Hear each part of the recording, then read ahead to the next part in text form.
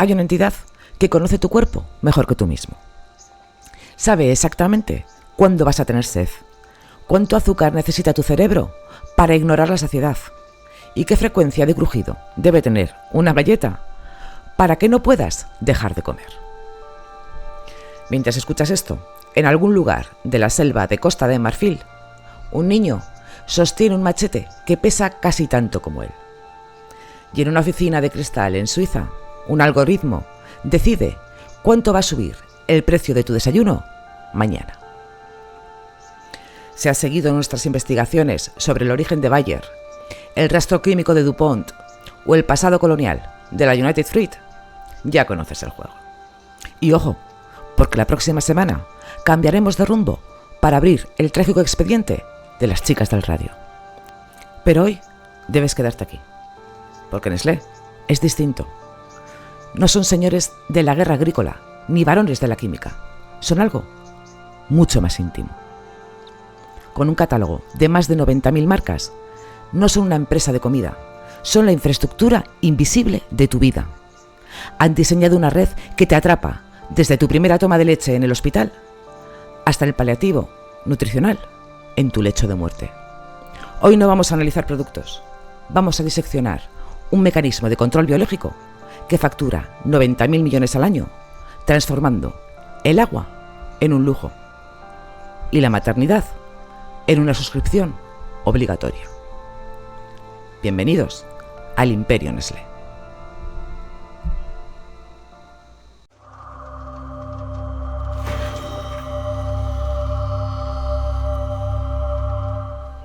La mayoría de las corporaciones mueren por ser reconocidas. Gastan fortunas para que su logo sea un faro en la calle. Nestlé, sin embargo, ha perfeccionado el arte de ser nadie. Es el conglomerado fantasma. Han entendido que en un mundo que sospecha de los gigantes, la mejor forma de estar en todas partes es fingir que no eres el mismo. Fíjate en la perversión del sistema. Son, al mismo tiempo, los dueños del agua mineral de etiqueta en los hoteles de lujo y de los cubos de caldo de 1 céntimo en las zonas más pobres del planeta. Esta no es una simple estrategia de ventas, es una maniobra de captura total. Han fragmentado su identidad para que elijas lo que elijas, el dinero termine en el mismo buzón en Suiza. Si compras la opción saludable de fibra, les pagas. Si te das un capricho azucarado para calmar la ansiedad, también. Mientras las crisis hunden industrias enteras, la necesidad de comer es lo que los economistas llaman inelástica. Nestlé opera con la paciencia de un depredador que sabe que su presa no tiene a dónde ir. No compiten en el mercado. Ellos son el mercado. Pero este leviatán no nació en una sala de juntas rodeado de tiburones del Wall Street. Nació en una pequeña farmacia suiza con una intención que parecía un milagro: salvar a los niños que la naturaleza ya había descartado. Lo que nadie vio venir es que esa fórmula de salvación sería el primer eslabón de una cadena de dependencia que hoy envuelve el metabolismo de toda la humanidad. Estamos en 1867, en Vevey, Suiza. El aire es frío y el farmacéutico Henry Nestlé está a punto de hacer algo revolucionario. Pero olvida la historia romántica de salvar bebés. Lo que Henry hizo fue ingeniería pura. En un siglo donde no amamantar era una sentencia de muerte, él diseñó un sustituto: la farina láctea. Aquí nace el primer gran cambio del paradigma. Henry no solo inventó una fórmula, inventó la sustitución de la naturaleza. Por primera vez en la historia de la evolución humana, la alimentación de un recién nacido dejó de ser un vínculo biológico gratuito para convertirse en una tecnología propietaria. La leche ya no se producía, se fabricaba. En 1905, la empresa ya no era de Henry. Era una máquina de inversores. Se fusionaron, absorbieron rivales y aprendieron una lección que hoy es su lema invisible. La leche fresca es un desastre logístico. El polvo y el azúcar son el activo perfecto. Durante la Primera Guerra Mundial, mientras el mundo se desangraba, Nestlé se hizo de oro enviando leche condensada a las trincheras. Aprendieron que el caos es el mejor fertilizante para el crecimiento corporativo.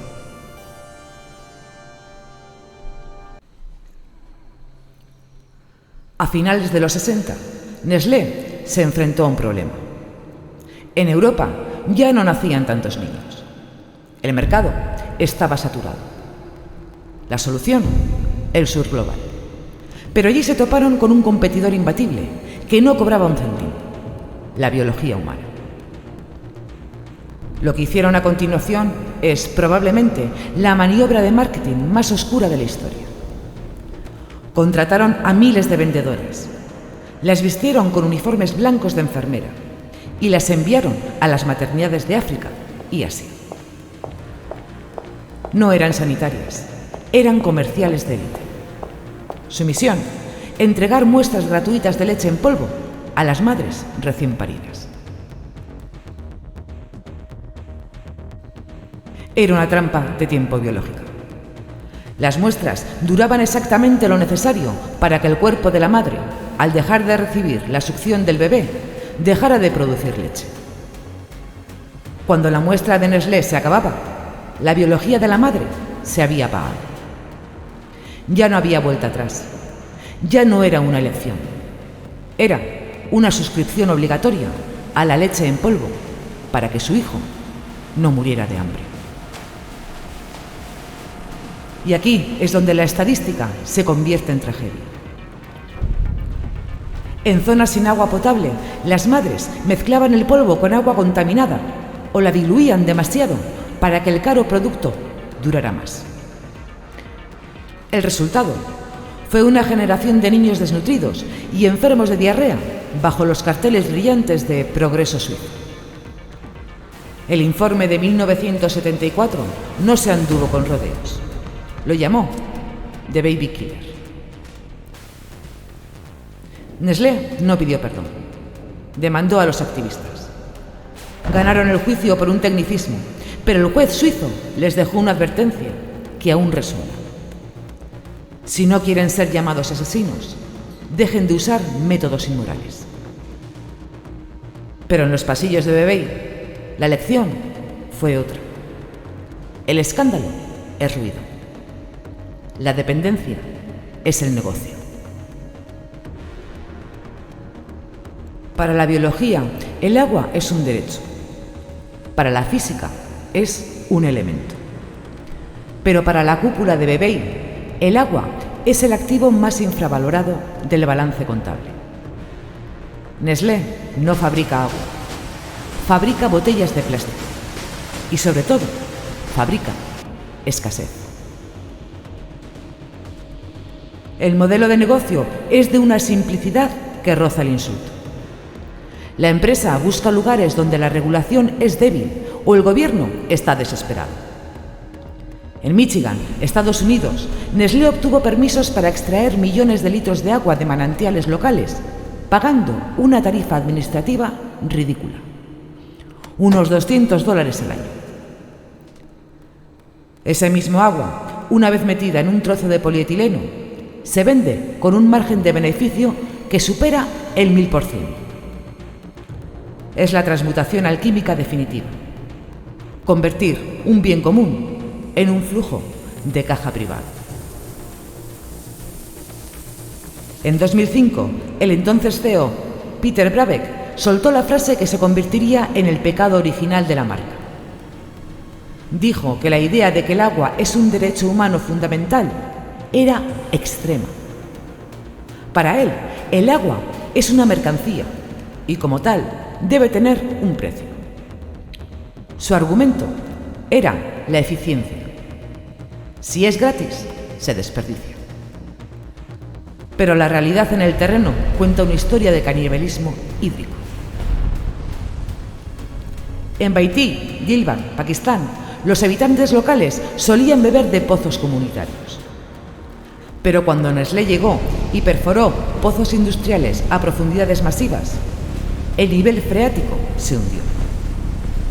El agua que antes era de todos desapareció del subsuelo para aparecer detrás de una valla, embotellada bajo la marca Pure Life.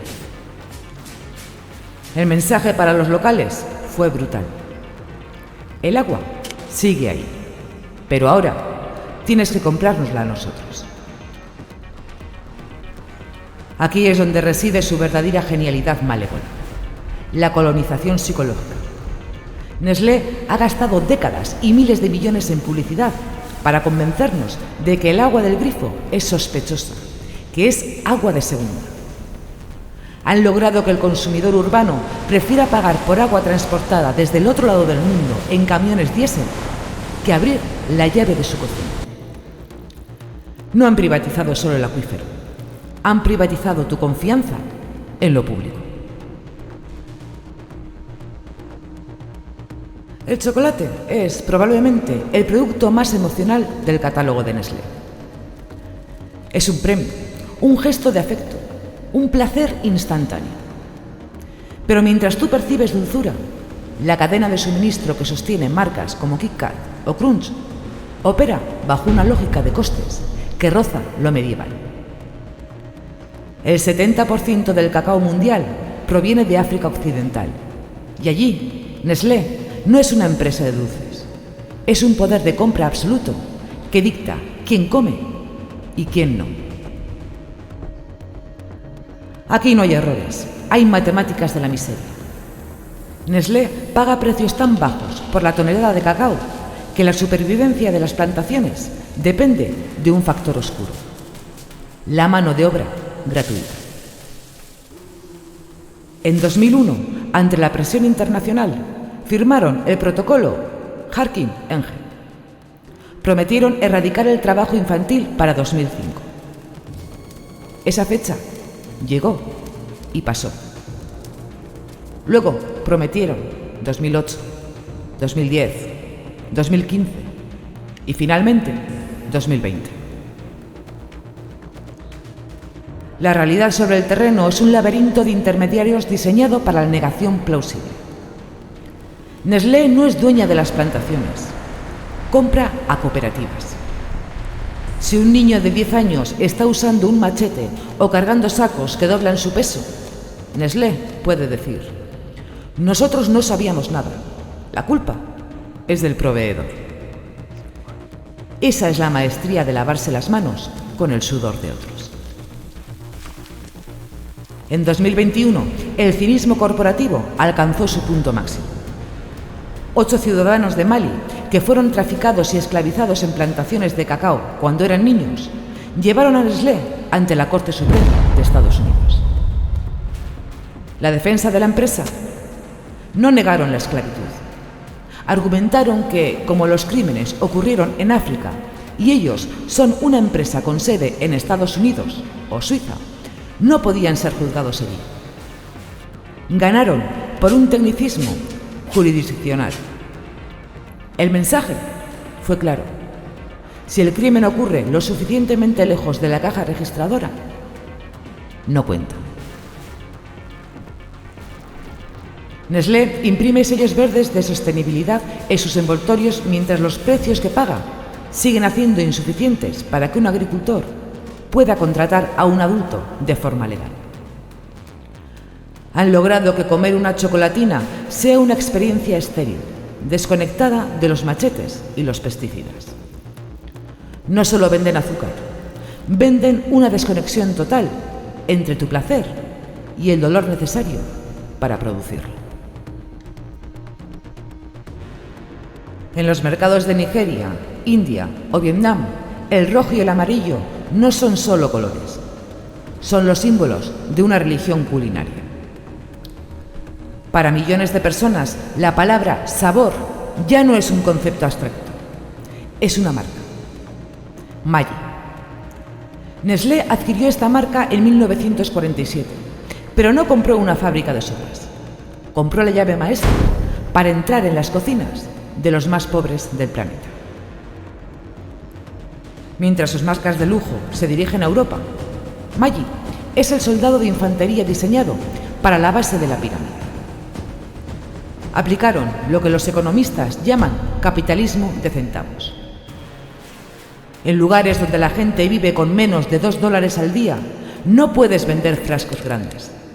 La solución fue el formato monodosis. Cubitos individuales vendidos por fracciones de céntimo. Es una logística de capilaridad extrema que asegura que, aunque en una aldea no haya electricidad ni agua caliente, siempre haya un estante lleno de Maggi. Pero la verdadera conquista no fue logística, fue pura bioquímica. El ingrediente secreto no es la carne ni las verduras, es el glutamato monodósico y niveles masivos de sodio. En dietas monótonas y pobres en proteínas, Maggi proporciona el quinto sabor, o umami, un truco químico que engaña al cerebro, haciéndole creer que está consumiendo algo mucho más nutritivo de lo que realmente es. Es la colonización del paladar. Una generación entera ha crecido creyendo que el sabor auténtico de su país proviene de una fábrica suiza, desplazando las especias y tradiciones locales por un suministro químico centralizado. Esta dependencia es tan fuerte que ni siquiera el plomo pudo frenarla. En 2015, las autoridades de la India prohibieron los fideos Maggi tras detectar niveles excesivos de plomo. Fue un terremoto. Nestlé tuvo que quemar 37.000 toneladas de producto. Pero lo aterrador no fue la crisis, sino la recuperación. En pocos meses, mediante una campaña agresiva de marketing emocional y presión política, recuperaron el trono. Nestlé ha logrado algo que pocos estados consiguen: volverse demasiado esencial para caer. Son los dueños de la memoria sensorial de naciones enteras. En el ajedrez corporativo no ganas el juego superando al rival, lo ganas comprando el tablero. Nestlé dejó de ser hace mucho tiempo una empresa que fabrica productos para convertirse en una maquinaria de gestión de activos.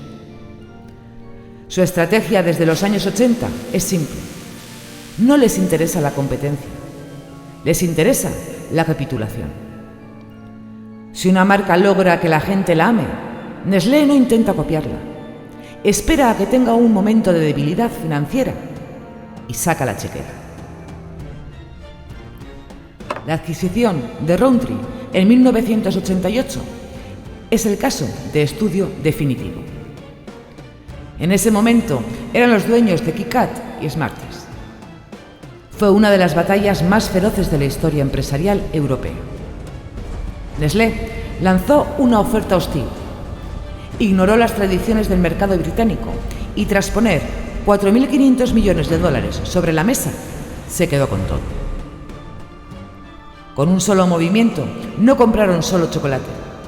Compraron décadas de psicología del consumidor y redes de distribución que ya funcionaban solas. Es mucho más eficiente comprar el amor de la gente que intentar fabricarlo desde cero. Pero el secreto mejor guardado de su estructura de poder es su relación con L'Oréal. Durante décadas, Nestlé ha sido el mayor accionista individual del gigante de la cosmética. Esta diversificación no es azarosa, es un blindaje financiero.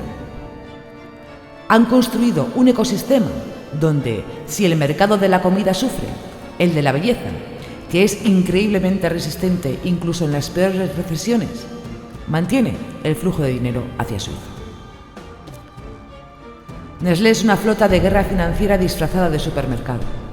Son dueños de la comida de tu perro, de la nutrición en los hospitales, del agua de lujo y de la crema que te pones en la cara. Al operar con miles de filiales, diluyen su responsabilidad legal. Es un sistema diseñado para la resiliencia absoluta. Es imposible hundir a un barco que en realidad son miles de naves conectadas bajo una sola bandera invisible. Durante décadas, el modelo de negocio de Nestlé fue predecible. Azúcar, grasa y sodio envueltos en un marketing impecable. Pero en las plantas altas de Vevey, los analistas detectaron una amenaza existencial. El azúcar se está convirtiendo en el nuevo tabaco. Con las leyes contra la obesidad endureciéndose, el imperio no decidió hacer productos más sanos. Decidió cambiar de industria antes de que el barco se hundiera. En 2011 nació Nestlé Health Science.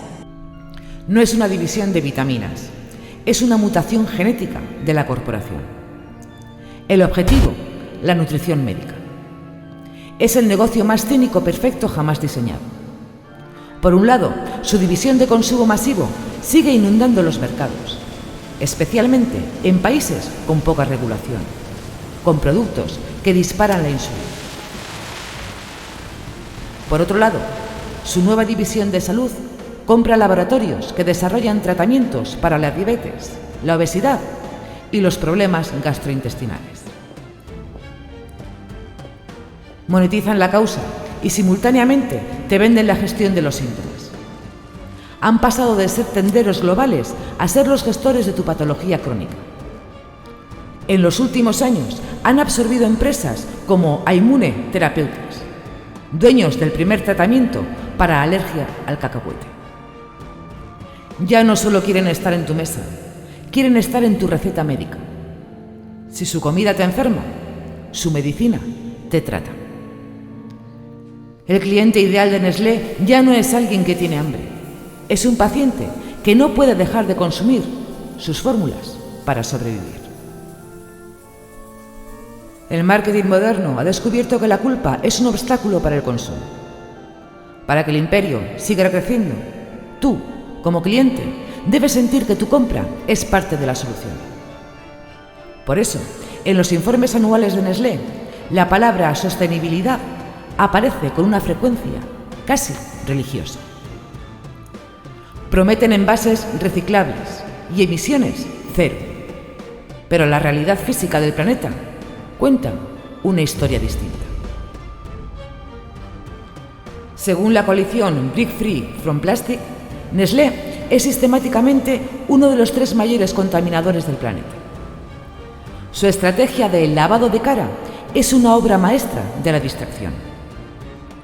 Han resucitado la táctica de la industria del tabaco, convirtiendo un fallo sistémico de su producción en un problema de comportamiento individual.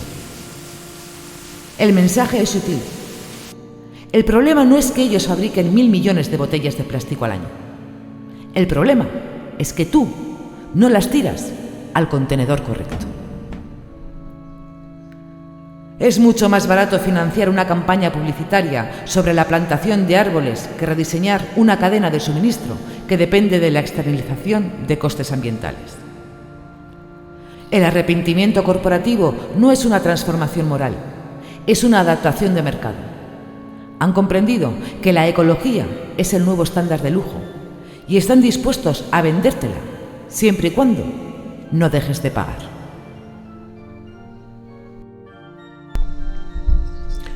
Al observar el mapa completo, el panorama es claro.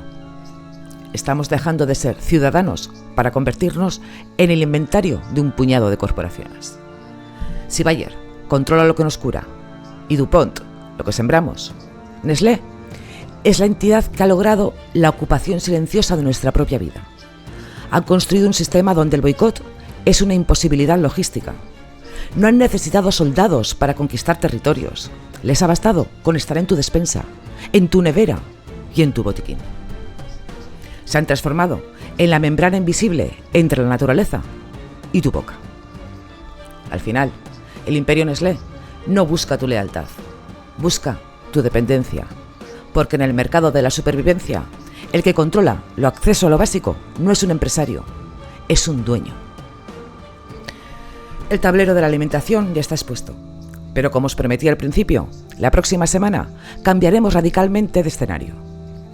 Dejaremos atrás Suiza y los despachos corporativos para viajar a los años 20 y abrir un expediente donde la codicia se vistió de lujo y de una luz verde que brillaba en la oscuridad. No os perdáis el trágico destino de las chicas del radio. Suscribíos para no perderos el próximo vídeo. Nos vemos en el próximo misterio.